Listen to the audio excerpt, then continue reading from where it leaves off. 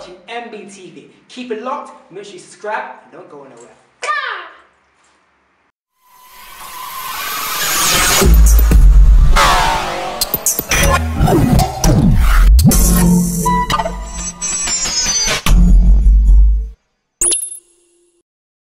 Alright, so Faith, this is On The Road.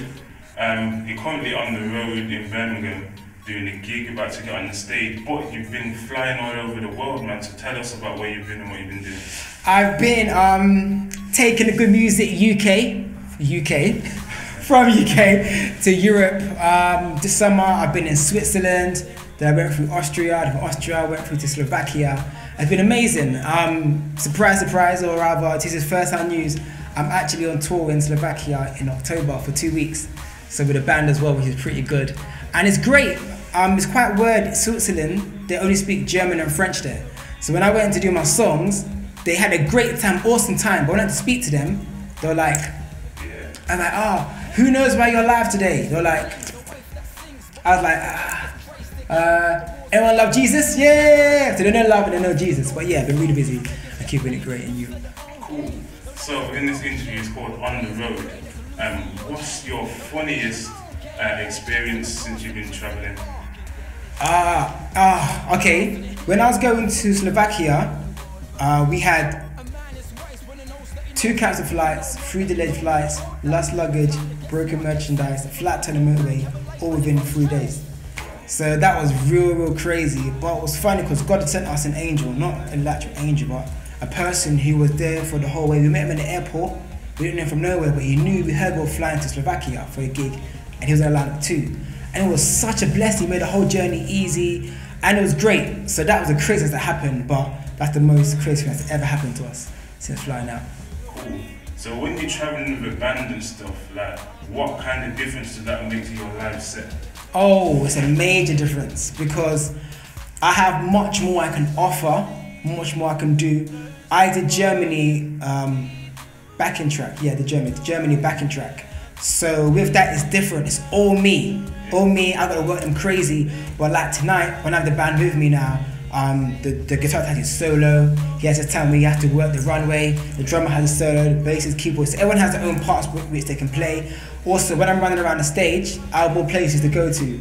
I can jump on the bass drum, or I can stand on the monitor, or I can stand here or do that. So the dynamic is much different. I definitely prefer doing live band because much more, and it possibly is endless.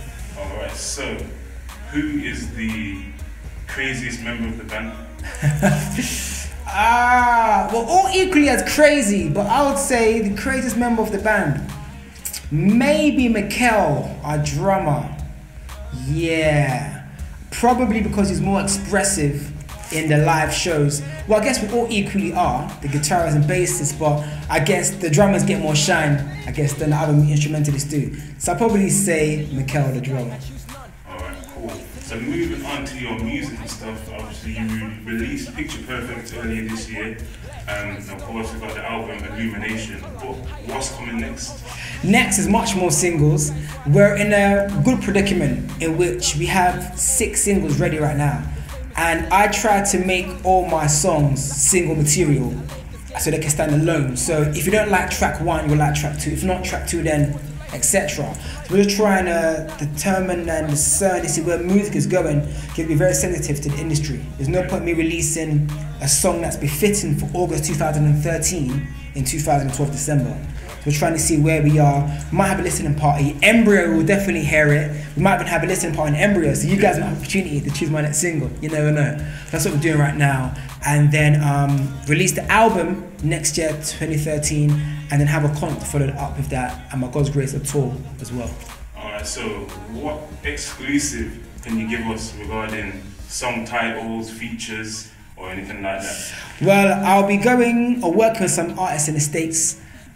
Trying to secure 1 or 2 well-known established artists in the States. I can't really reveal their names because they're not revealed to myself yet either, but that's what I'm doing. I'm trying to, I've actually had interest by some mainstream, I won't call them secular, I'll call them mainstream artists at the moment, signed to Sony and also Parlophone as well.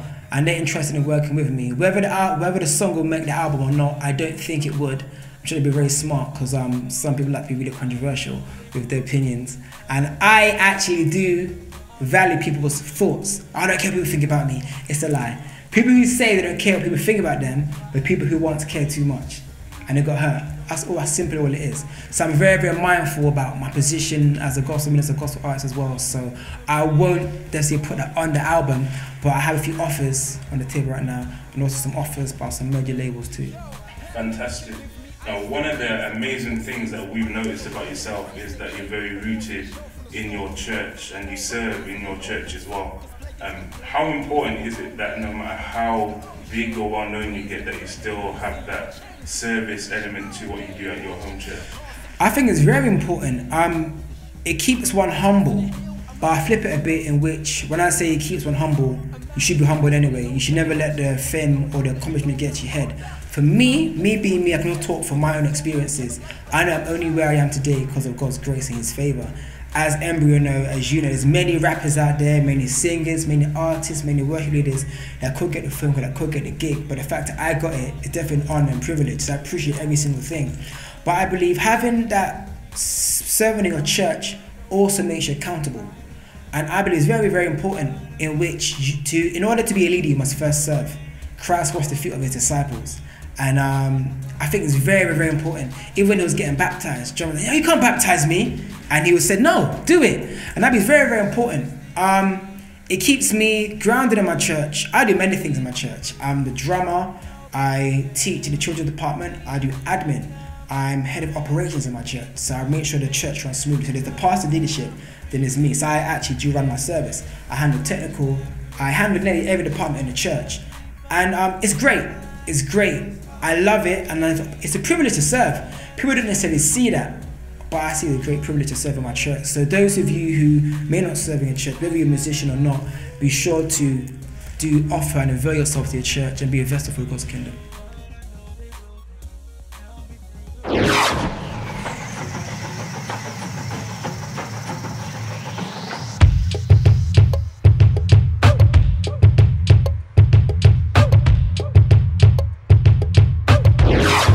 So, for years and years and years now, we've been saying, why has Faith Child not been nominated for a MOBO? Of course, you were nominated a couple of years ago, but you should have been nominated again since then. 2012 has come, and still your name isn't there. How are you feeling, man? I feel at first, I wasn't actually upset. I wasn't bitter. I wasn't angry. I was actually at the nomination party, and when I saw it, I was like, wow, like, could you possibly get it any more wrong? Now, no disrespect to the artists that were nominated, you're doing an amazing job in your regions, but I believe there could have been a better representation of those doing UK gospel music presently. Now, I appreciate the love and the tweets that I got saying, why wasn't Faith nominated? As you rightfully said, 2010, the people said I should be nominated, the masses.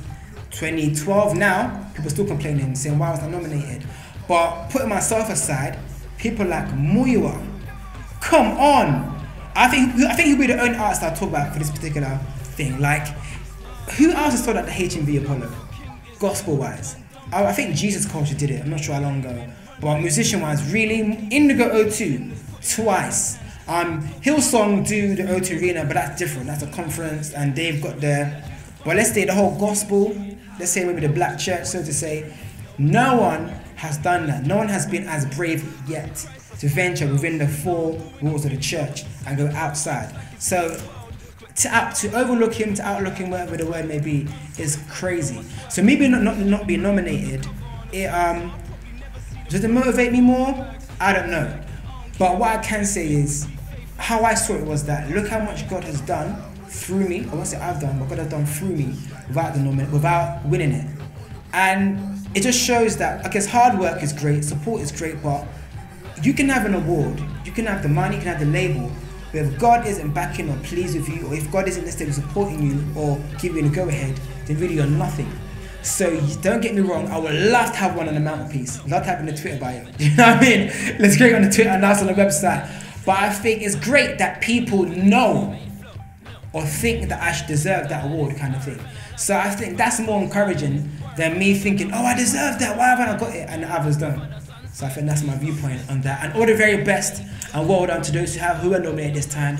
Ram won. I'm aware of him, and I know he's doing well in Birmingham. Mathrex is funny. I met him in a talent show. I was a judge of. So to see him be nominated and the judge not, it's kind of funny. Nicola, she's great. She's been doing it for years. I toured with her in the States back in 2010, so it's great. And then we have V9 Collective, they're a great group, and Rachel Kerr, she's nominated in 2010 with Other Man as well. She's doing a great job too. So all the very best to them. But I believe change is coming, and by God's grace, it will come. For many years I've got it wrong. So by God's grace, change will be coming and change will come. Fantastic. And the last one now, final words, messages that you want to give to the people that support you. To the supporters, thank you very much. Keep it up. I cannot express and highlight anymore how appreciative I am to you guys. I'm only here on this seat on m-brio TV, on MBTV, because of your support. If you went out there tweeting about me, buying the records, coming to my shows, I would really be nobody. Yes, it's all about God, but let's be realistic. If you guys weren't supporting, I wouldn't be here today, so I do appreciate it. Do keep supporting great music on the way, and keep me in praise. Not just me, but every other minister out there, because we all go through stuff. We're equally as human as you are. The difference is that we're on TV, we're on stage, we're on a platform. I sin the same way you sin. So please do keep us in prayers, keep supporting, and keep supporting sites like m-brio. Make sure you let people know about m-brio, MBTV, all the other platforms out there, because we need you as much as we need you as much as you need us. So keep locked, and thank you very much, and subscribe to MBTV.